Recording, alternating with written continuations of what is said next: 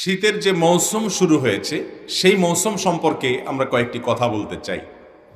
এই মৌসুম উপলক্ষে কোরআন এবং হাদিসের আলোকে 6টি আমল এবং 7টি মাসআলা আপনাদের সঙ্গে শেয়ার করতে চাই।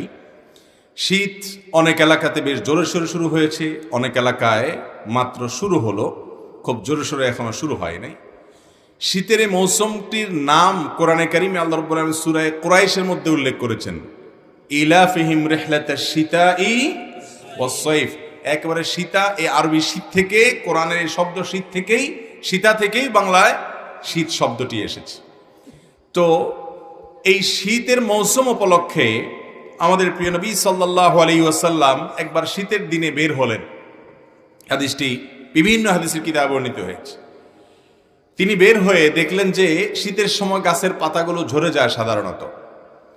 তো একটা গাছের পাতা ঝরে গেছে, সামান্য কিছু পাতা আছে সেগুলো ঝরে ঝরে ভাব। নবীজি সাল্লাল্লাহু আলাইহি সাল্লাম গাছটি ধরে একটু ঝাঁকা দিলেন। একটু ঝাঁকুনি দেওয়ার পর অনেকগুলো পাতা আরো ঝরে পড়ে গেল। তখন তিনি সাহাবীদেরকে, উপস্থিত যারা ছিলেন তাদেরকে বললেন, শীতের মৌসুম আসলে গাছের পাতাগুলো ঝরে যায়, আর এই যে আমি নাড়া দিলাম, দেখো অনেকগুলো পাতা ঝরে পড়ে গেল। যদি উত্তম রূপে পবিত্রতা অর্জন করার পর একজন ইমানদার যদি সর্বোত্তমভাবে, সুন্দরভাবে, ধীরস্থিরতার সাথে, খুশুর সাথে, গুরুত্বের সাথে আল্লাহ রাব্বুল আলামিনের প্রতি পরিপূর্ণ শ্রদ্ধা এবং ভক্তির সাথে হক আদায় করে 5 ওয়াক্ত সালাত ঠিকঠাক মতো আদায় করে, তো আল্লাহ রাব্বুল আলামিন তার গুনাহগুলোকে, এই গাছের পাতা যেরকম ঝরে শেষ হয়ে যায়, তার গুনাহগুলোকে আল্লাহ তাআলা এরকম মাফ করে দেন।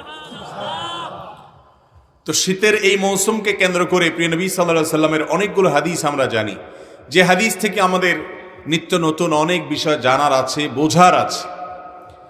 আজ আমরা শীতের মৌসুমকে কেন্দ্র করে নবী করিম সাল্লাল্লাহু আলাইহি সাল্লামের হাদিসের আলোকে, সাহাবায়ে কেরামের বিভিন্ন আসারের আলোকে 7টি আমলের কথা বলবো, 6টি আমলের কথা বলবো এবং 7টি মাসআলার কথা বলবো ইনশাআল্লাহ।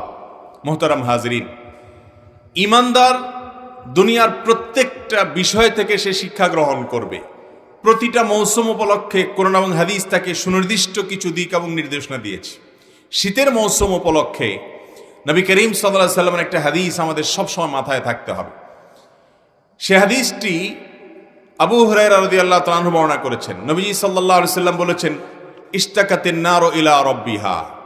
জাহান্নাম আল্লাহ রাব্বুল আলামিনের কাছে একবার অনুযোগ করেছে, ফরিয়াদ করেছে। আল্লাহর কাছে জাহান্নাম বলেছে, আল্লাহ